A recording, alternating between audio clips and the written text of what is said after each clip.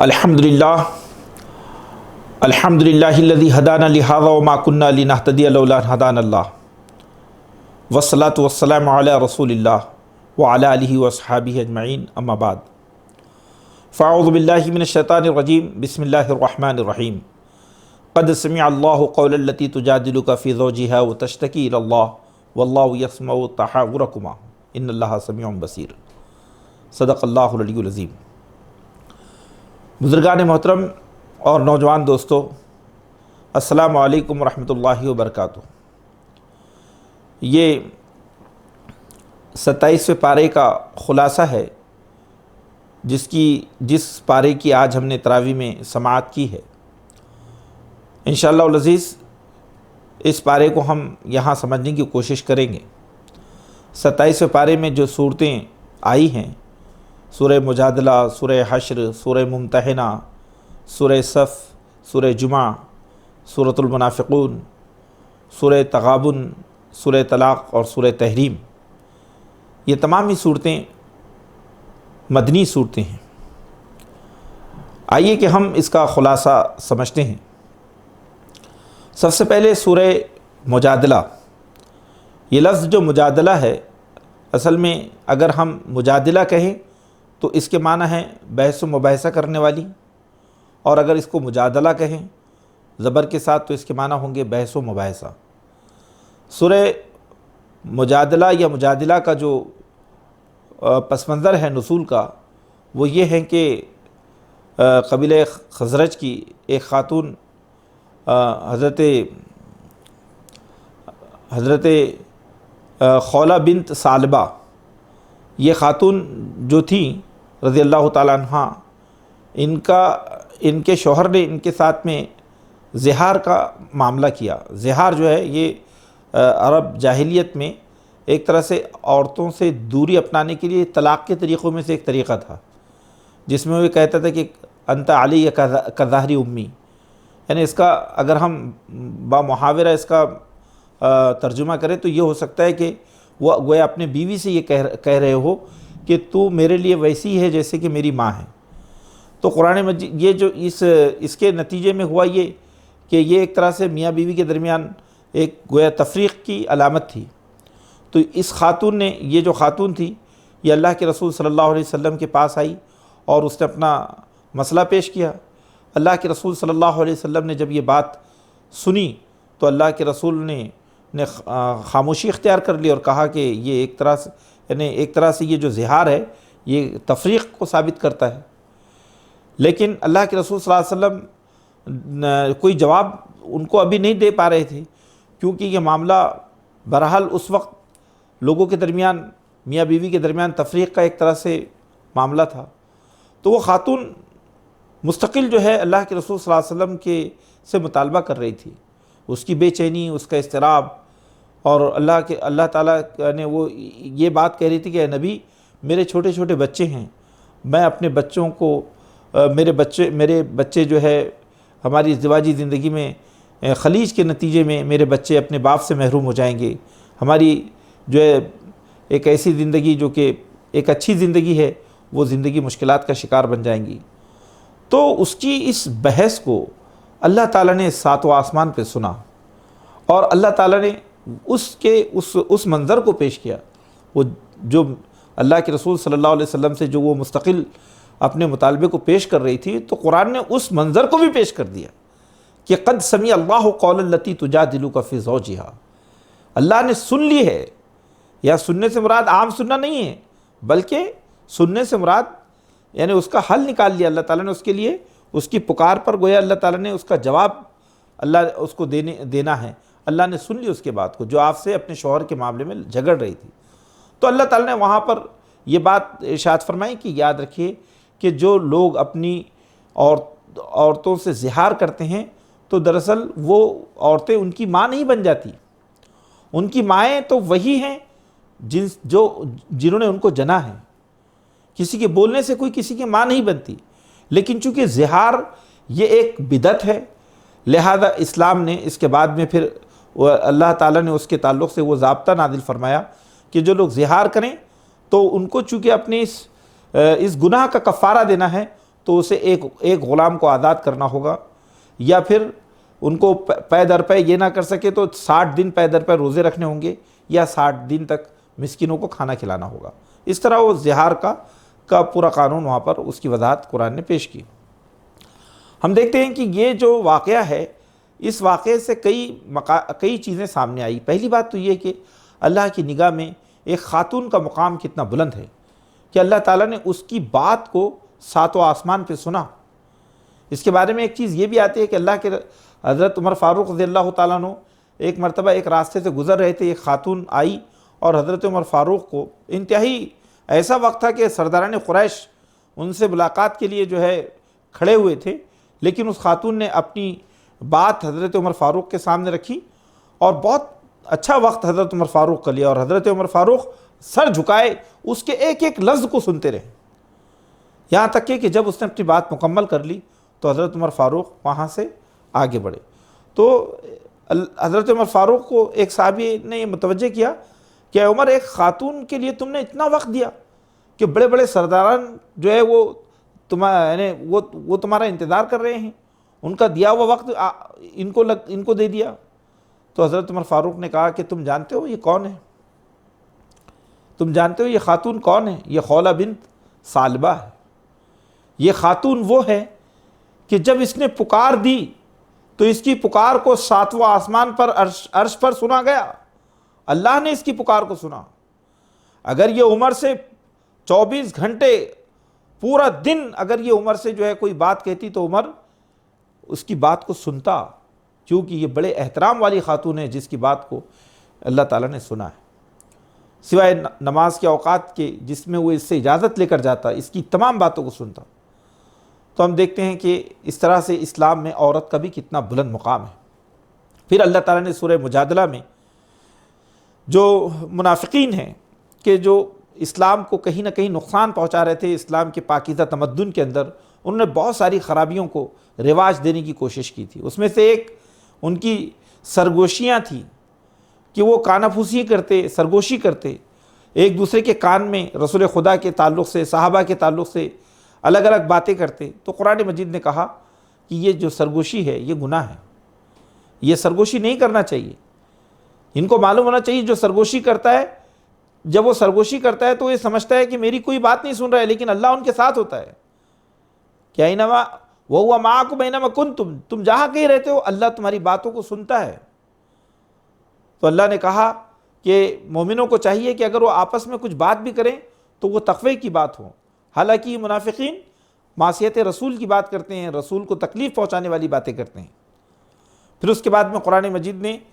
اجتماعی جو مجالس ہیں ان کے آداب بیان فرمائے کہ اے لوگو، جب تم مجلسوں میں بیٹھو تو مجلسوں میں زمین گھیر کر نہ بیٹھو، بلکہ تم آنے والے لوگوں کو جگہ دو،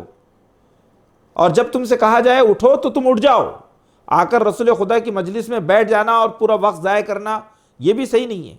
تو یہاں قرآن مجید نے کہا کہ اپنی مجلسوں میں کشادگی پیدا کرو، آنے والے لوگوں کو جگہ دو، کیونکہ تمہارے دلوں کی کشادگی، اصل میں تمہاری مجلسوں میں اگر کشادگی ہوگی تو اس سے تمہارے دلوں میں کشادگی پیدا ہوگی۔ اور پھر یہ کہ اللہ کا ذکر کرو۔ پھر قرآن نے مزید یہ بات ارشاد فرمائی کہ اس وقت جو کمزور قسم کے لوگ تھے اور عام طور پہ جو نفاق جن کے دل میں تھا، وہ رسول خدا صلی اللہ علیہ وسلم سے انفرادی ملاقات کرتے تخلیے میں، اور کافی وقت ان کا لینے کی کوشش کرتے ہیں ادھر ادھر کی باتیں کر کے، اور رسول خدا ان سے کچھ کہہ نہیں سکتے۔ تو قرآن نے اس وقت یہ ضابطۂ اخلاق نازل فرمایا کہ رسول خدا سے اگر تمہیں تخلیے میں انفرادی طور پہ بات کرنی ہے تو پھر تم کو صدقہ دینا ہوگا۔ اب ظاہر سی بات ہے کہ وہ لوگ تو بخیل ہوتے تھے، تو وہ صدقے کا نام سنتے سے ہی بھاگ گئے، اور لیکن وہ لوگ جو کہ سچے مومن تھے اور رسول خدا سے بے پناہ محبت کرتے تھے، جب انہوں نے ضابطۂ اخلاق کو سنا تو وہ بھی کانپ گئے کہ یہ ہمارے لیے بڑا دشوار ہو جائے گا۔ تو فوراً اللہ تعالیٰ نے پھر یہ کہا کہ ٹھیک ہے، تم جو ہے اللہ کے رسول صلی اللہ علیہ وسلم سے بات کر سکتے ہو، لیکن تمہیں وقت کا پورا خیال رکھنا چاہیے۔ پھر اس کے بعد میں قرآن مجید نے اسلامی جو امت مسلمہ ہیں، جو سچے ایمان والے ہیں، اللہ کی پارٹی کے جو لوگ ہیں، ان کی کیفیت بیان کی، اور وہ لوگ جو شیطان کی پارٹی کے لوگ ہیں، جو منافقین ہیں، ان کی کیفیت بیان کی۔ وہاں قرآن مجید نے کہا کہ جو منافق ہوتے ہیں وہ اسلام دشمن طاقتوں سے اپنے روابط رکھتے ہیں، وہ یہود و نصارہ کو اور شیاطین کو اپنا دوست بناتے ہیں،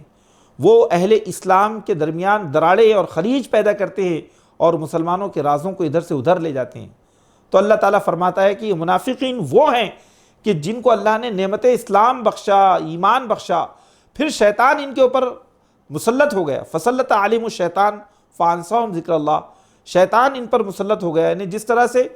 دھوبی گدھے پر پوری طرح چھا جاتا ہے تو اسی طرح سے ان گدھوں پر شیطان چھا گیا، اور شیطان نے ان کو اللہ کے معاملے میں بے خبر کر دیا، بھلا دیا، غافل کر دیا۔ قرآن نے کہا کہ یہ شیطان کی جماعت کے لوگ ہیں، شیطان کی پارٹی کے لوگ ہیں، آگاہ رہو کہ شیطان کی جماعت ہی ناکام ہونے والی ہے۔ پھر اس کے بعد میں اللہ تعالیٰ نے مومنین صادقین کی کیفیت بیان کی کہ جو سچے ایمان والے ہوتے ہیں ان کے دلوں میں اللہ اور اس کے رسول کی شدید محبت ہوتی ہے، وہ اللہ اور اس کے رسول کی جو ہے محبت کے اوپر ان کے پاس نہ ان کے اولاد، نہ ان کی بیوی بچے، نہ ان کے اہل خانہ، کوئی دنیا کی چیز اللہ اور اس کے رسول سے بڑھ کر ان کو محبوب نہیں ہوتی۔ ان کے پاس یعنی گویا قرآن مجید نے اللہ اور اس کی رسول کی محبت اور عشق کو یہ پیمانہ وفا قرار دیا ہے،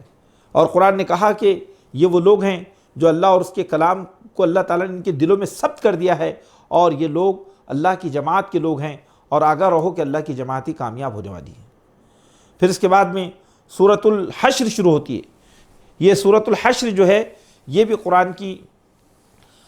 مدنی صورت ہے، اور یہ غزوہ خیبر کے بعد نازل ہوئی ہے، یعنی تقریباً ہم یہ سمجھ سکتے ہیں کہ 7ویں ہجری میں یہ نازل ہوئی ہے۔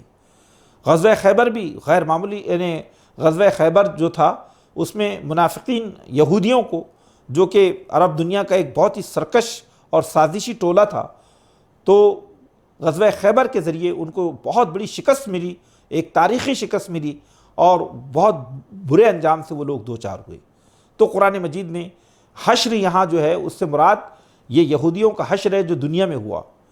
قرآن نے کہا کہ اللہ کی تسبیح یہ پوری کائنات کر رہی ہے، اور تم نے دیکھا کہ اللہ تعالیٰ نے پہلی ہی لشکر کشی میں کیسے یہودیوں کو جو ہے کیسے ان کے برے انجام تک پہنچا دیا ہے۔ قرآن نے کہا کہ یہ یہودی اپنی ہاتھوں سے اپنے گھروں کو ڈھا رہے تھے، اپنی دیواروں کو توڑ رہے تھے، اور اپنے باغات کو جلا رہے تھے، یعنی گویا ناکامی اور نامرادی کے ایک پورے منظر کو قرآن مجید نے پیش کیا۔ اور پھر قرآن مجید نے کہا کہ فَاعْتَبِرُوا يَا أُولِي الْأَبْصَارِ، جو دیدہ بینا رکھتے ہو، یعنی ایسی آنکھیں رکھتے ہو، ایسی نگاہیں رکھتے ہو جو عبرت حاصل کرے، تو ان کو چاہیے کہ وہ یہود کی تباہی سے عبرت حاصل کرے۔ یہ یہود جو یہ سمجھتے تھے کہ انہیں کوئی شکست نہیں دے سکتا، یہ کتنے برے انجام سے دوچار ہوئے ہیں، ذرا اس کو دیکھو۔ پھر قرآن مجید نے اس کے بعد میں فے کا جو قانون ہے اس کے بارے میں بتایا کہ یہ جو اس طرح یعنی جو چھوڑ کر چلے جاتے ہیں جو مشرکین اور یعنی یہود و نصارہ، یہ جو مال پڑا ہوا ہے اس کا ضابطہ قرآن نے بیان فرمایا، مال غنیمت کا۔ پھر اس کے بعد میں قرآن مجید نے جو صدقات اور زکوٰۃ کا جو نظام ہے اس کے تعلق سے ایک بڑی اہم بات ارشاد فرمائی ہے۔ قرآن نے کہا کہ ہم نے یہ صدقات اور زکوٰۃ کا جو نظام ایمان والوں کے درمیان جاری کیا ہے وہ اس لیے تاکہ یہ جو دولت ہے یہ امیروں کے گھر کی لونڈی بن کر نہ رہ جائیں، یہ صرف مالداروں کے درمیان گردش کرتی نہ رہ جائیں، اس لیے اللہ تعالیٰ نے زکوٰۃ اور صدقات کے نظام کو جاری کیا۔ دیکھیے اسلام کی جو معاشی نظام ہے اس کی حکمت کو قرآن نے یہاں بیان فرمایا۔ ہم نے اسی لیے اسلام نے جو ہے سود کو حرام قرار دیا، کیونکہ سود بھی کیا کرتا ہے؟ دولت کا ارتکاز کرتا ہے، دولت کو چند ہاتھوں کے اندر جمع کر دیتا ہے۔ اور اللہ تعالیٰ نے صدقات اور زکوٰۃ کو جاری کیا، کیوں؟ کیونکہ اس سے دولت جو ہے معاشرے کے اندر پھیلتی ہیں، اور انسان ہر آدمی جو ہے دولت کے ذریعے اپنی ضروریات کو پورا کرتا ہے، بڑی برکتیں ہیں اس میں۔ اس کو سمجھنے کے لیے انسان کے پاس عقل سلیم کی ضرورت ہے۔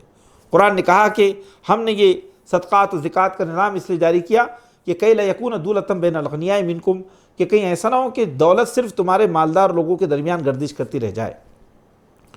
پھر اس کے بعد میں قرآن مجید نے جو مہاجرین ہیں اور جو انصار ہے ان کی جو جانثاری اور فداکاری ہے اس کو بیان فرمایا کہ تم دیکھو کہ یہ انصار اور مہاجرین جو حقیقی ہیں یہ اللہ کے لیے کیسی قربانیاں دیتے ہیں، اور یہ انصار اپنے مہاجر بھائیوں پہ خرچ کرتے ہیں، حالانکہ یہ خود خستہ حال ہے، خود محتاج ہیں، لیکن اس کے باوجود بھی یہ اپنے دوسرے ایمان والے بھائیوں کی ضرورت کو پیش نظر رکھتے ہیں۔ قرآن نے یہ بھی کہا کہ جو آدمی اپنے نفس کے بخل سے بچا لیا جائے وہی کامیاب ہونے والا ہے۔ پھر قرآن نے کہا کہ تم دیکھو کہ ایمان والے اللہ سے مانگتے ہیں دعائیں، کیسی دعائیں؟ کہ اے اللہ جو لوگ ہم سے ایمان میں سبقت لا چکے ہیں، یعنی جو مہاجرین ہیں، اے اللہ ان کے لیے ہمارے دلوں میں کوئی غل اور کوئی جو ہے ان کے تعلق سے ہمارے دلوں میں کوئی خرابی نہ رکھ، ہمیں ہماری مغفرت فرما اور ہمارے دوسرے ایمان والے بھائیوں کی مغفرت فرما۔ پھر قرآن نے کہا کہ تم دیکھو گے کہ یہ جو یہود ہے، یہ جو مشرکین اور منافقین ہیں، یہ کبھی تم سے جو ہے آمنے سامنے نہیں لڑ سکتے، یہ جب تم سے لڑیں گے تو پس پردہ اور پس دیوار لڑیں گے، یہ قلعے میں رہ کر تم سے لڑیں گے، کیونکہ ان کے پاس اتنی اخلاقی جرأت نہیں ہے کہ یہ ایمان والوں سے روبرو مقابلہ کر سکیں۔ اور دوسری بات یہ ہے کہ تم ان کو سمجھتے ہو کہ یہ بہت باہم متحد ہیں، یہ سازشی قومیں، یہ سازشی اقوام، یہ اسلام دشمن طاقتیں، یہ باہم متحد نہیں ہیں،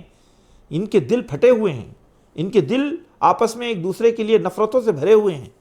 یہ صرف تمہارے حسد اور تمہاری جلن میں تمہارے خلاف آئے ہیں۔ تو قرآن مجید یہ کہتا ہے کہ یہ جو ہے شیطان نے ان کو جو ہے بہکا دیا اور شیطان نے ان کو ہلاک کر دیا۔ پھر اللہ تعالیٰ نے گویا کہ سورہ حشر میں یہ بات کہی کہ یہاں پر منافقین جو ہے ہلاکت اور تباہی کو پہنچ گئے، اور اسی طرح یہود جو کہ صدیوں سے عرب دنیا کو چوس رہے تھے اور جنہوں نے پورے عرب دنیا کے اندر معیشت کو ایک طرح سے اپنے ہاتھوں میں لے رکھا تھا، یہ سب کے سب اپنے غلط کاریوں کی وجہ سے اب یہ روئے زمین سے معزول کر دی گئے۔ لیکن اللہ تعالیٰ نے یہاں ایمان والوں سے کہا کہ دیکھو اب اللہ تعالیٰ نے تم کو جس مقام بلند پر فائز کیا ہے، اللہ نے ایمان کی جو دولت تم کو بخشی ہے، تو اس کا تقاضا یہ ہے کہ سب سے پہلے تم میں آخرت کے تئیں جواب دہی اور احتساب کا عمل باقی رہنا چاہیے۔ اللہ کا ڈر اور تقوی یہ کسی حال میں ختم نہیں ہونا چاہیے۔ یا ایھا الذین آمنوا اتقوا اللہ ولتنظر نفس ما قدمت لغد واتقوا اللہ ان اللہ خبیر بما تعملون۔ کیا ہے لوگوں جو ایمان لائے ہو، تم اللہ سے ڈرو اور یہ جان لو کہ ہر نفس کو یہ جاننا چاہیے، سمجھنا چاہیے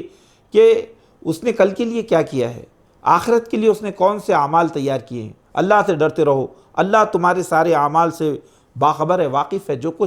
کچھ تم کرتے ہو۔ اور تم اللہ کو نہ بھول جانا، جیسا کہ یہودیوں نے اللہ کو بھلا دیا تھا۔ اگر تم نے اللہ بھولی زندگی بسر کی، اللہ سے غفلت برتی، تو پھر اللہ تعالیٰ تمہیں اپنے مرتبے اور مقام سے بے خبر کر دے گا۔ تم اپنی خودی سے، اپنی ذات کی معرفت سے بے خبر ہو جاؤ گے، تم ایک خود فراموش قوم بن کر دنیا میں جیو گے جیسے یہود جیے، اور پھر دنیا میں فاسقوں کی فہرست میں تم شامل ہو جاؤ گے۔ اور یہ یاد رکھو کہ جنت والے اور جہنم والے دونوں برابر نہیں ہو سکتے، جو جنت والے ہیں وہی کامیاب اور فائز المرام ہیں۔ پھر اللہ نے فرمایا کہ تم اس قرآن کو دیکھو، یہ قرآن اللہ کی خشیت اور تقوی کی ایسی تعلیمات سے معمور ہیں کہ اگر اس قرآن کو اللہ کسی پہاڑ پر نازل کرتا تو تم دیکھتے کہ وہ پہاڑ تقوی اور خشیت کی تعلیم کو دیکھ کر، اللہ کی عظمت اور اس کے جلال کی تعلیمات کو سن کر پہاڑ پاش ہو جاتا۔ لیکن یہ انسان ہے کہ اس کا دل پتھروں سے بھی زیادہ سخت ہو چکا ہے۔ تو اللہ فرماتا ہے کہ مثالیں ہم تمہارے سامنے اس لیے پیش کرتے ہیں تاکہ تم غور و فکر سے کام لو۔ پھر اللہ رب العالمین کی صفات عالیہ کا قرآن مجید نے ذکر فرمایا کہ وہ غیب کے جاننے والا خدا ہے، وہ غفار ہے، قہار ہے، ستار ہے، وہ مصور ہے، کائنات کی صورت گری اس نے کی ہے، وہ خالق ہے، وہ بنانے والا ہے، وہ رب حاضر کو جانتا ہے، غائب کو جانتا ہے، ہر چیز کائنات کی اس کے سامنے سجدہ ریز ہے اور اس کی تسبیح خواہ ہے۔ اور جتنا یہ مشرکین شرک کر رہے ہیں، اس شرک سے اللہ کی ذات بالکل پاک اور مبرہ ہے۔ اس طرح سورہ حشر یہاں مکمل ہوتی ہے۔ پھر سورہ حشر کے بعد سورہ ممتحنہ شروع ہوتی ہے۔ یہ سورہ ممتحنہ یہ بھی قرآن مجید کی جو ہے غزوہ فتح مکہ کے دوران نازل ہونے والی صورت ہے۔ اس میں حضرت حاطب بن بلتع کے اس واقعے کی طرف بھی اشارہ ملتا ہے کہ جنہوں نے مکہ میں اپنے بیوی بچوں کے تئیں ایک خط روانہ کر دیا تھا اہل مکہ کے نام، کہ جس میں اللہ کے رسول صلی اللہ علیہ وسلم کی فتح مکہ کی جو مہم تھی، جو آپ کی لشکر کشی تھی، اس کا راز فاش ہو رہا تھا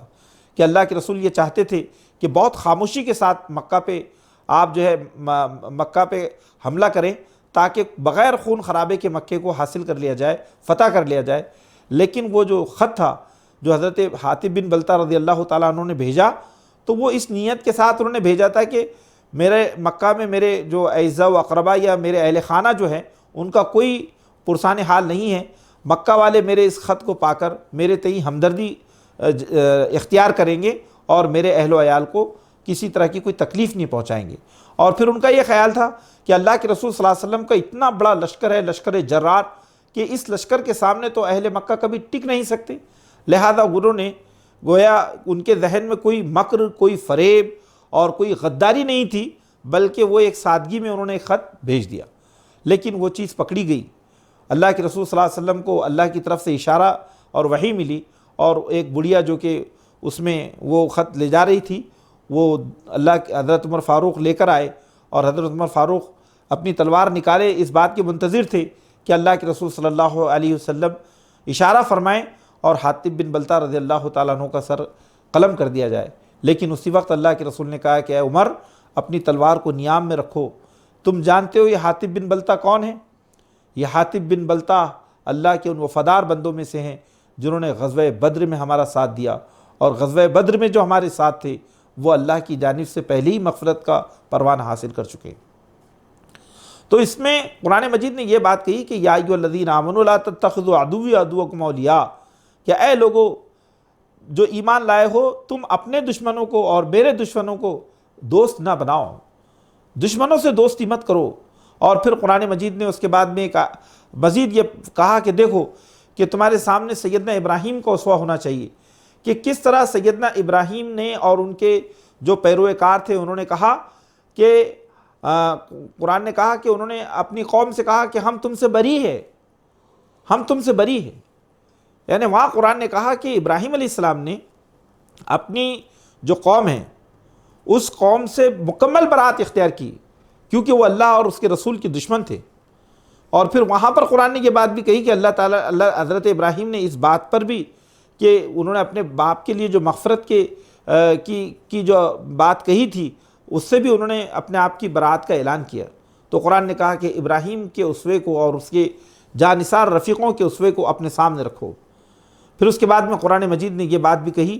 کہ جو اگر کافروں کی عورتیں تمہارے پاس ہوں تو وہ ان کو لوٹا دو، اور اگر تمہاری خواتین ایمان والی ان کے درمیان ہے تو وہ یہاں آ جائیں۔ اور پھر اس کے بعد میں قرآن مجید نے کہا کہ جو عورتیں اسلام میں داخل ہوں، جو مکہ میں جو عورتیں اسلام میں داخل ہوں، تو ان سے بیعت جو اللہ کے رسول فرمائیں تو بیعت میں ان سے شرک سے اجتناب، چوری، غیبت، چغلیاں، یہ تمام جو اخلاقی خرابیاں ہیں اس سے جو ہے اجتناب وہ کریں، اس پر ان سے بیعت لی جائے۔ اس کے بعد سورہ صف شروع ہوتی ہے۔ یہ سورہ صف قرآن کی دو رکوعوں پر مشتمل یہ صورت ہے، اور یہ صورت بھی مکی صورت ہے، یہ مدنی صورت ہے، اور یہ صورت غزوہ تبوک کے قریبی یہ صورت نازل ہوئی ہے۔ اس صورت کے اندر ہم دیکھتے ہیں کہ اللہ تعالیٰ نے ایمان والوں سے بڑی اہم باتیں ارشاد فرمائی ہیں۔ سب سے پہلے تو ایمان والوں سے اللہ نے یہ بات کہی ہے کہ مومن کی زندگی میں کبھی قول و فعل کا تضاد نہیں ہونا چاہیے۔ مومن کی جو زندگی ہے وہ قول و فعل کے تضاد سے پاک ہوتی ہے، اور اللہ تعالیٰ ایسے لوگوں پہ اپنا غضب نازل فرماتا ہے کہ جو قول و عمل میں تضاد اختیار کرتے ہیں۔ پھر اللہ تعالیٰ نے ایمان والوں کو ڈسپلن کی زندگی، انضباط کی زندگی اور ایک صف بندی کی زندگی گزارنے کا حکم دیا ہے۔ اللہ نے فرمایا کہ بے شک اللہ ان لوگوں سے محبت کرتا ہے جو اس کے راستے میں ایسے صف بستہ ہو کر، ایسے منظم ہو کر لڑتے ہیں گویا کہ وہ سیسا پلائی ہوئی دیوار ہو۔ یعنی اللہ تعالیٰ یہ چاہتا ہے کہ امت مسلمہ وہ سیسا پلائی ہوئی دیوار بن کر کفر کی طاقتوں کے مد مقابل کھڑے ہوں۔ پھر اللہ تعالیٰ نے حضرت موسیٰ اور حضرت عیسیٰ علیہ السلام کے جو ہے مثالیں پیش کی کہ جس طرح موسیٰ علیہ السلام کو ان کی امت نے تکلیف پہنچائی تھی، ایسے ہی تم رسول خدا کی نافرمانی کر کے ان کو تکلیف نہ پہنچا۔ اور جس طرح حضرت نصارہ کی طرف متوجہ ہوئے کہ اے نصارہ، حضرت عیسیٰ علیہ السلام کی آمد کے مقاصد میں ایک مقصد یہ بھی شامل تھا کہ وہ آنے والے پیغمبر کی بشارت دینے والے نبی تھے۔ یعنی حضرت جو عیسیٰ علیہ السلام تھے، اللہ نے ان کو مبشرم برسول یاتی اسمہ احمد، انہوں نے کہا تھا کہ میں بشارت دینے والا بنا کر بھیجا گیا ہوں، اس رسول کی جو میرے بعد آئے گا جس کا نام احمد ہوگا۔ تو پھر تم اللہ کے رسول صلی اللہ علیہ وسلم کو کیسے جو ہے ان کی تکذیب کرتے ہو؟ قرآن نے کہا کہ سب سے بڑا ظالم وہ ہے جو اللہ پر جھوٹا بہتان باندھے، جو اللہ کی آیات کو جھٹلائے۔ پھر اللہ تعالیٰ نے اس وقت یہود و نصارہ اور دنیا کے تمام مشرکین کو باخبر کیا کہ اللہ نے اپنے رسول، تم یہ چاہتے ہو اے مشرکین، منافقین، یہود و نصارہ، کہ اپنے منہ کی پھوکوں سے اللہ کے چراغ کو، اللہ کے نور کو بجھا دے۔ یہ کبھی نہیں ہوگا، تم اللہ کے نور کو بجھا نہیں سکو گے، تمہاری ساری کوششیں مل کر اللہ کے دین کو مغلوب نہیں کر سکتی، کیونکہ اللہ تعالیٰ اس بات کا فیصلہ کر چکا ہے۔ اس نے اپنے نبی کو ہدایت کے ساتھ اور دین حق کے ساتھ بھیجا ہے، یعنی اپنے اس فیصلے کے ساتھ کہ یہ دین زمین میں غالب ہو کر رہے گا، دنیا کے باطل نظریات پر اس دین کی بالادستی ہوگی، چاہے دنیا کے مشرکوں کو یہ بات کتنی ناگوار گزرے۔ پھر اس کے بعد اللہ تعالیٰ نے ایمان والوں سے کہا کہ اے ایمان والو، کہ کیا میں تمہیں ایک ایسی تجارت بتاؤں جو تجارت تمہیں دردناک عذاب سے بچا دے؟ یہاں دیکھیے کہ اسلامی جدوجہد کو، اقامت دین کی کوششوں کو اللہ تعالیٰ نے مبارک تجارت سے تشبیہ دی، جس کا نفع آخرت میں۔ قرآن نے کہا وہ تجارت کیا ہے؟ تو قرآن نے اس تجارت کے تئیں چند باتوں کی طرف اشارہ فرمایا۔ پہلے تو یہ کہ اس تجارت کا اصول یہ ہے کہ تم اللہ اور اس کے رسول پر شعوری ایمان لاؤ، وہ ایمان جو تمہیں عمل کے لیے تیار کرے، شعوری ایمان پہلا تقاضا۔ اور دوسرا تقاضا کیا ہے کہ اگر اپنے مالوں اور اپنے جانوں کو اللہ کی راہ میں خرچ کرو، تمہارا مال بھی اور تمہاری جان بھی یہ اقامت دین کی جدوجہد میں لگنا چاہیے۔ یہ دو باتیں ہیں۔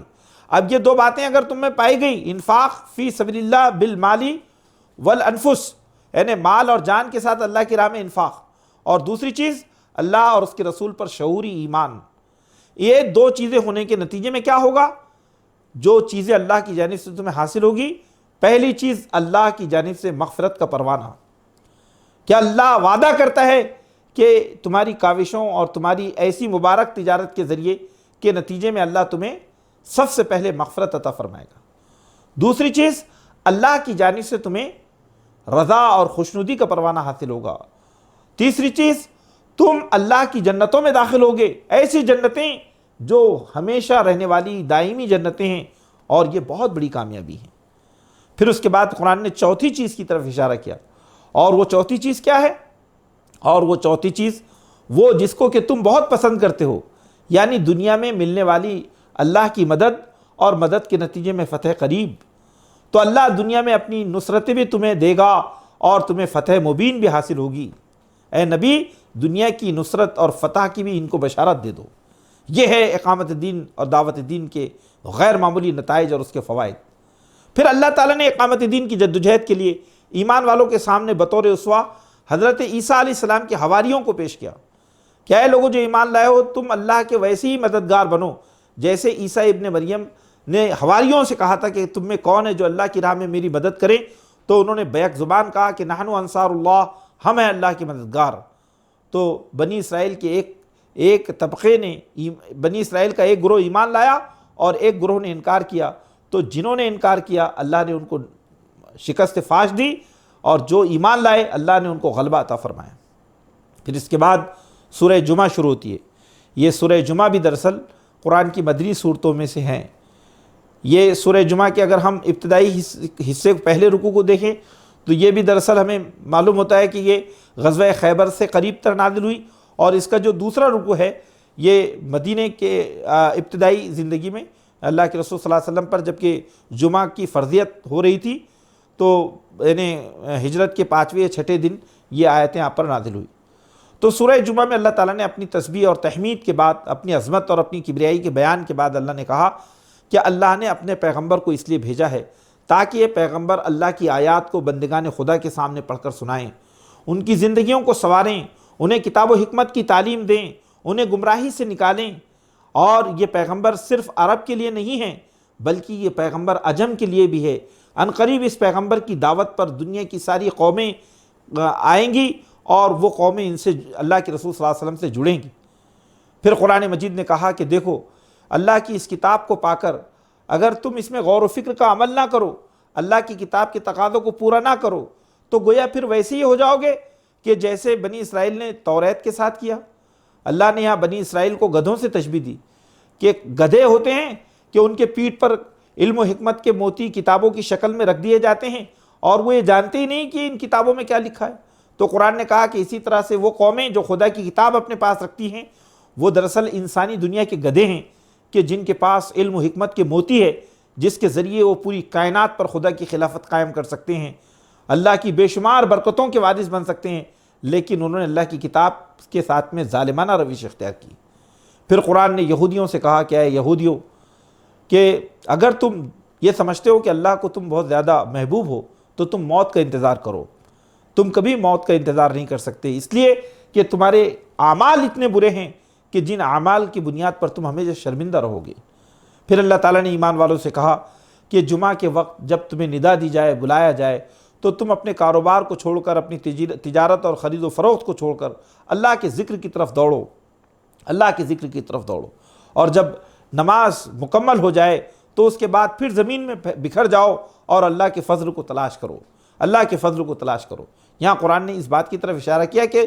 کہیں ایسا نہ ہو کہ تم مسجدوں سے چمٹ کر رہ جاؤ, بلکہ تمہیں نکل کر بازاروں میں بھی جانا ہے تاکہ تم اللہ کے فضل کو بھی تلاش کرو. اور پھر اس کے بعد میں قرآن نے کہا کہ تم دیکھتے ہو اے پیغمبر کہ جب تم نے انہوں نے کسی تجارت کو دیکھا یا کسی لہو لہب کو دیکھا تو یہ آپ کو چھوڑ کر تجارت کی طرف بھاگ گئے, دنیاوی نفع کی طرف بھاگ گئے. حالانکہ اللہ رزق دینے والا ہے اور اللہ سب سے بہتر رزق دینے والا ہے. پھر اس کے بعد میں سورۃ المنافقون شروع ہوتی ہے. سورۃ المنافقون میں اللہ تعالیٰ نے منافقوں کے کردار کی طرف یہ بات کہی کہ یہ منافق ایسے لوگ ہیں کہ آپ کی زبان پر قسمیں کھا کھا کے کہتے ہیں کہ آپ اللہ کے رسول ہیں, حالانکہ اللہ گواہی دیتا ہے کہ آپ اللہ کے رسول ہیں, لیکن یہ منافق اللہ گواہی دیتا ہے کہ منافق جھوٹے ہیں. یعنی یہ آپ کی رسالت کے دل سے صادق نہیں ہیں بلکہ زبان سے ہی یہ بات کہتے ہیں. اور یہ منافق وہ ہیں کہ جن کے موٹے موٹے جسموں کو دیکھ کر آپ خوش ہو جاتے ہیں کہ بڑے کام کے لوگ ہیں, لیکن یہ لوگ لکڑے کے کندے کے سوا کچھ نہیں ہیں. یہ فلا تعجبک اجسامہم, یہ ان کے جسم تمہیں خوش کر دیتے ہیں. کانہم خشب مسندہ, یہ تو لکڑی کے کھڑے کیے ہوئے کندوں کے سوا کچھ نہیں. یعنی کہ ایک دم ڈرپوک قوم, ایک دم بے عمل قوم, بے حس قوم کہ جو صرف دیکھنے کے ہیں, ان کے اندر کوئی عمل اور کوئی کردار اور کوئی جرأت نہیں ہے. پھر اللہ تعالیٰ نے منافقین کے اس غزوہ بنو مصطلق میں جو حادثہ پیش آیا تھا کہ جس میں عبداللہ بن ابی نے جو رئیس المنافقین ہیں اس نے مہاجرین اور انصار کے درمیان جھگڑا کرنے کی کوشش کی تھی اور پھر یہ دعوے کیا تھا کہ میں مدینہ پہنچ کر یہ بتا دوں گا کہ کون عزت والا ہے اور کون ذلت والا ہے. یعنی ایک طرح سے جو مہاجرین تھے ان کو ذلت والا کہنے کی کوشش کی تھی اور مہاجرین اور انصار کو لڑانے کے لیے پوری آگ دہکائی تھی. تو اللہ تعالیٰ نے کہا کہ عزت تو اللہ کے پاس ہے, اللہ عزت والا ہے. اور اس کے بعد میں پھر عبداللہ بن ابی کی وہ پوری سازش ناکام ہوئی. پھر اللہ نے ایمان والوں سے کہا کہ اے لوگوں جو ایمان لائے ہو, تمہیں لا تلہکم اموالکم ولا اولادکم عن ذکر اللہ, کہ تمہارے مال اور تمہاری اولاد تمہیں اللہ کے ذکر سے کہیں غافل نہ کر دے. جو کوئی ایسا کرے گا وہی نقصان اٹھائے گا. پھر قرآن نے وہاں پر کہا کہ دیکھو تم اللہ کی راہ میں خرچ کرتے رہو, کہیں ایسا نہ ہو کہ موت آ جائے, اور اگر موت آ جائے اور وہ اپنے وقت متعین پر آتی ہے تو پھر بندہ بڑی ہی موت کے فرشتوں کو دیکھ کر یہ کہتا ہے کہ تم مجھے تھوڑی سی مہلت دو تاکہ میں کچھ صدقہ اور خیرات کر سکوں, کچھ عمل صالح کر سکوں. لیکن وقت متعین آنے کے بعد میں پھر کسی کو عمل کا موقع نہیں ملتا. پھر اس کے بعد میں قرآن مجید نے سورہ تغابن نازل ہوئی. اس کے بعد سورہ تغابن ہے. یہ سورہ تغابن بھی مدنی صورت ہے اور اس میں اللہ تعالیٰ نے یہ اپنی تسبیح کے بعد یہ بیان فرمایا کہ دیکھو یہ اللہ ہی کے لیے حمد ہے, اللہ ہی کے لیے شکر ہے. اسی نے انسانوں کو پیدا کیا ہے اور انسانوں کو اپنی نعمتوں سے نوازا ہے. پھر انسانوں میں سے کچھ مشرک ہیں, کچھ اللہ کے شکر گزار ہیں اور کچھ اللہ کے ناشکرے ہیں. پھر اللہ تعالیٰ نے قیامت کے لیے بہت سے دلائل دیے اور یہ بتایا کہ قیامت کے انکار کے نتیجے میں اس مقام کو پہنچے ہیں. پھر اللہ تعالیٰ نے قیامت کے منظر کو پیش کرنے کے لیے تغابن کا لفظ استعمال کیا کہ اللہ ان تمام مشرکین, منافقین اور یہ تمام مومنین صادقین کو اللہ یوم التغابن کو جمع کرنے والا ہے. یہ یوم التغابن, تغابن کا ترجمہ ہار جیت کا دن, ہار جیت کا یہ لفظ ایک بہت معنی خیز لفظ ہے، یعنی مطلب یہ کہ دنیا میں لوگ جس طرح سے ہار اور جیت کرتے ہیں، قیامت کے دن کچھ اور ہوگا۔ وہ لوگ جو دنیا میں کسی کو ناکام اور شکست خوردہ سمجھتے تھے، ہو سکتا ہے کہ وہ وہاں کامیاب ہو جائے، اور جو ظالم اپنے آپ کو دنیا میں کامیاب سمجھتے تھے وہ قیامت کے دن ناکام و نامراد ہو جائے۔ پھر اس کے بعد میں قرآن مجید نے ایمان والوں سے کہا کہ اے ایمان والو، یہ تمہاری اولادیں اور تمہاری بیویاں یہ دراصل تمہارے دشمن ہیں، ان سے بچ کر رہو۔ یعنی یہ منافقین کی طرف اشارہ ہے کہ گھروں میں عورتیں ہیں کہ جو پس پردہ نفاق کے اندر ہیں، یا اولاد ہیں جو نفاق میں مبتلا ہے، تو اللہ نے کہا کہ کہیں تم ان کے ساتھ میں عفو درگزر کا معاملہ اختیار کرو، لیکن تم بہت باخبر رہو کہ کہیں ایسا نہ ہو کہ یہ تمہیں کسی فتنے کا شکار بنا دیں۔ اس طرح سورہ تغابن کے بعد جو سورہ طلاق شروع ہوتی ہے، یہ سورہ طلاق یہ بھی مدنی صورت ہے، اور سورہ طلاق بھی 2 رکوعوں پر مشتمل ہے۔ اس میں اللہ تعالیٰ نے طلاق کے قانون کی وضاحت فرمائی ہے کہ جب تم اپنی بیویوں کو طلاق دو تو عدت کا پورا خیال رکھو۔ یعنی قرآن نے کہا کہ طلاق دینے کے معاملے میں جلد بازی نہ کی جائے، بلکہ طلاق انتہائی سنجیدہ اور بہت ہی اہم معاملہ ہے۔ اس سلسلے میں اللہ کا جو قانون ہے اس کا پورا خیال رکھو، اور طلاق دینے کے بعد میں جو عورتوں کے حقوق ہیں وہ 3 مہینے تک وہ عورتیں اپنے شوہر کے گھر رہیں، ان کا نان نفقہ وغیرہ سب شوہر کے ذمہ ہوگا، اور ان کے ساتھ میں معروف طریقے سے پیش آئیں، ان کے ساتھ میں ظلم اور زیادتی سے پیش نہ آئیں، اور وہ عورتیں بھی اپنے شوہر کے گھر کو جو ہے باہر نہ نکلیں اپنے شوہر کے گھر کو چھوڑ کر، بلکہ شوہر ہی کے گھر میں رہیں، تاکہ 3 مہینے کی اس مدت میں اگر رجوع کے امکانات موجود ہوں تو رجوع کر لیں۔ پھر اس کے بعد میں قرآن مجید نے یہ کہا کہ دیکھو اللہ تعالیٰ جو ہے تمہیں نصیحت کرتا ہے، اگر تم سچے ایمان والے ہو تو اللہ کی نصیحت کو قبول کر لو گے۔ ذالکم یوعظ بہ ومن یتق اللہ یجعل لہ مخرجا، اور دیکھو جو لوگ اللہ کے احکامات کو مانتے ہیں، تقوی کی زندگی اختیار کرتے ہیں۔ تقوی دیکھیے، انسان جب تقوی کو اختیار کرتا ہے تو اس کو بہت سارے مفادات کو چھوڑ دینا پڑتا ہے، تو اللہ فرماتا ہے جو تقوی کی زندگی اختیار کرتا ہے اللہ اس کے لیے ہمیشہ جو ہے نکلنے کا راستہ، یعنی مسائل کا حل اس کے لیے اللہ پیدا فرما دیتا ہے۔ یہ ایک بڑا بہت ہی اہم بات قرآن نے یہاں بیان فرمائی ہے کہ انسان عام طور پر جو ہے تو اپنے مسائل کو حل کرنے کے سلسلے میں تقوی کے معیار سے گر جاتا ہے، اور یہ سوچتا ہے کہ بھئی اگر گھی سیدھی انگلی سے نہیں نکل رہا ہے تو اس کو الٹی انگلی سے نکالنا چاہیے، یعنی کہ غلط راستے اختیار کر کے وہ اپنے مقاصد کو حاصل کرنے کی کوشش کرتا ہے۔ قرآن نے کہا مسائل کتنی پیچیدہ کیوں نہ ہو جائیں، معاملات کتنے ہی جو ہے وہ سنگین کیوں نہ ہو جائے، لیکن ایک مومن کی شان یہ ہے کہ وہ کہیں بھی تقوی کی روش سے باز نہ آئے، تقوی کے لباس کو کبھی داغدار نہ کریں، وہ ہمیشہ خدا کے ڈر سے اور عدل و انصاف کی بنیاد پر زندگی گزاریں، تو اللہ تعالیٰ اس کے لیے مشکلات میں نکلنے کے راستے پیدا فرمائے گا، اور یرزقہ من حیث لا یحتسب، اور وہ اس کو وہاں سے رزق دے گا جہاں کا اس نے گمان بھی نہ کیا ہوگا۔ ومن یتوکل علی اللہ فہو حسبہ، جو اللہ پہ بھروسہ کرتا ہے اللہ اس کے لیے کافی ہو جاتا ہے۔ ان اللہ بالغ امرہ قد جعل اللہ لکل شیء امرا، ہر معاملہ اللہ ہی کے ہاتھ میں ہے۔ تم بظاہر ایسا سمجھتے ہو کہ یہ جو دنیا کے اندر اللہ نے جن کو اقتدار اور اختیار بخشا ہے یہ اپنے ہاتھ میں مسائل کا حل رکھتے ہیں، ایسا نہیں ہے، ان کی بھی ڈور اللہ کے ہاتھ میں ہے۔ لہذا ایک سچے مومن کو ہمیشہ یہ جاننا چاہیے کہ مسائل جو ہے اس کی ڈور اللہ کے ہاتھ میں ہے، اللہ کی ذات پہ بھروسہ کرنا چاہیے۔ پھر اس کے بعد میں قرآن نے کہا کہ اللہ نے ہر چیز کی تقدیر متعین کر دی ہے، ہر چیز اپنی تقدیر کی پابند ہو چکی ہے۔ پھر قرآن نے یہ بات کہی ہے کہ جو عدت بیان کی ہیں کہ جن عورتوں کو حیض نہیں آتا ان کی عدت 3 مہینے شمار کی جائے گی، بوڑھی عورتیں یا وہ عورتیں جن کی حیض، اس کی تفصیلات بیان کی۔ اور قرآن نے یہ کہا کہ جو عورتیں تمہاری متعلقہ ہیں، جو عورتیں متعلقہ ہیں تمہارے بچوں کی مائیں ہیں، تو وہ بچوں کی پرورش کا ان کو اجرت دینی ہوگی، ان کے دودھ پلانے کی ان کو اجرت دینی ہوگی، اور ہر آدمی اپنے استطاعت کے حساب سے ان پہ خرچ کرے گا، یعنی فَلْيَنْفِقْ ذُو سَعَةٍ مِّن سَعَتِهِ۔ پھر اس طرح سے سورہ تحریم شروع ہوتی ہے اس کے بعد، اور سورہ تحریم بھی قرآن مجید کے اندر ایک اہم صورت ہے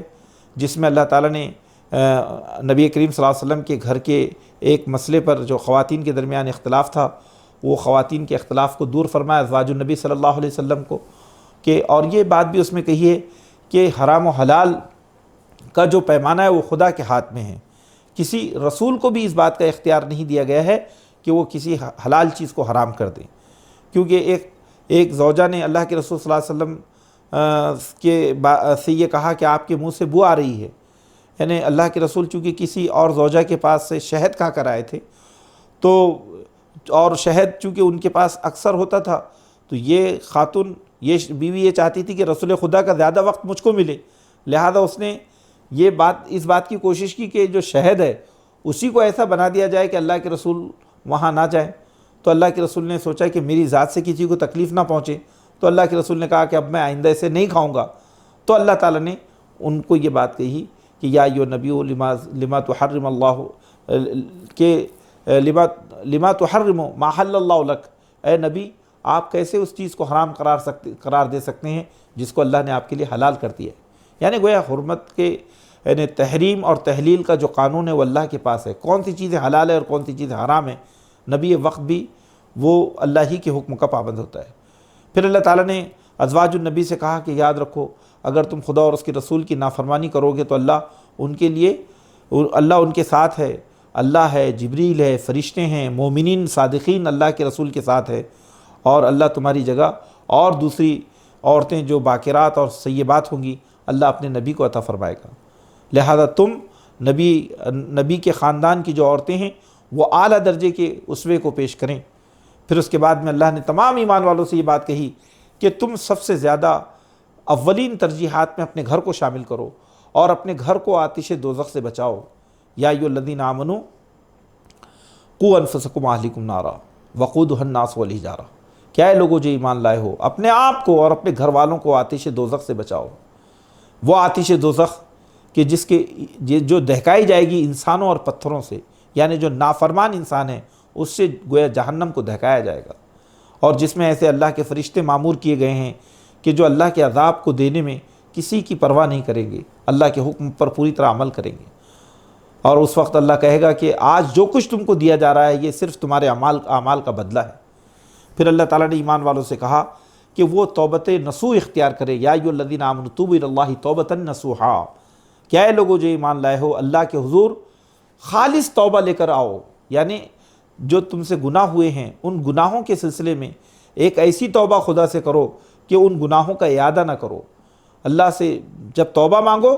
تو گناہ کو سامنے رکھو اور کہو کہ یہ گناہ اللہ مجھ سے ہو گیا ہے، اب میں عہد کرتا ہوں کہ کبھی اس گناہ کا ارتکاب نہیں کروں گا۔ پھر اس کے بعد میں اللہ سے دعا مانگو کہ وہ نور جو اللہ نے قرآن کی شکل میں نازل کیا ہے اس نور کو وہ تم پہ تمام کر دے۔ ربنا اتمم لنا نورنا واغفر لنا، اے اللہ ہمارے لیے ہمارے نور کو، نور ایمان کو، نور قرآن کو ہم پر تمام کر دے اور تو ہماری مغفرت فرما۔ پھر اللہ تعالیٰ نے نبی کریم صلی اللہ علیہ وسلم کو اس بات کی طرف توجہ دلائی کہ وہ ایمان والوں کو اللہ کے راستے میں بڑھ چڑھ کر آگے بڑھنے کے لیے جدوجہد کے لیے تیار کریں۔ پھر اللہ تعالیٰ نے یہاں پر یعنی اسلامی خاندانوں کے لیے دو مبارک خواتین کی مثال پیش کی کہ وہ مبارک جو خواتین تھیں ان خواتین کے کردار نے گویا یہ بتایا کہ سچی ایمان والی عورتیں ایسی ہوتی ہیں، جس میں ایک حضرت مریم علیہ السلام کا ذکر ہے کہ جن کا تقدس، جن کی عفت اور پاک دامنی اور جن کی گود میں حضرت عیسیٰ علیہ السلام جیسے عظیم الشان پیغمبر نے پرورش پائی۔ اللہ نے کہا کہ دیکھو یہ ہے مریم کی مثال تمہارے لیے۔ اور دوسری طرف اللہ تعالیٰ نے جو ہے فرعون کی بیوی کی مثال پیش کی، حضرت آسیہ کی، کہ جس نے فرعون جیسے متکبر اور ظالم بادشاہ کے محل میں اپنے ایمان کی حفاظت کی اور اللہ سے وہاں اس محل کو اس کی حشمت کو، اس کی شوکت کو لات مار دیا اور اللہ سے دعا مانگی کہ اے اللہ جنت میں تو میرے لیے گھر بنا دے۔ تو اللہ تعالیٰ نے ان دونوں مبارک خواتین کی مثال پیش کی اور کہا کہ دو غدار خواتین ہیں جو اللہ کے غضب کا شکار بنی، ایک تو نوح کی بیوی اور دوسرے لوط کی بیوی، کہ جنہوں نے اپنے شوہروں کے ساتھ غداری کی، اپنے شوہروں کے مشن کے ساتھ غداری کی۔ تو اس طرح سے سورہ تحریم یہ یعنی اسلامی خاندان کی تشکیل میں غیر معمولی قسم کی رہنمائی ہمیں دیتا ہے۔ اللہ سے دعا ہے کہ اللہ ہم سب کو عمل کی توفیق عطا فرمائیں، ہمارے لیے آسانیاں پیدا فرمائیں، آمین یا رب العالمین۔ وآخر دعوانا الحمدللہ رب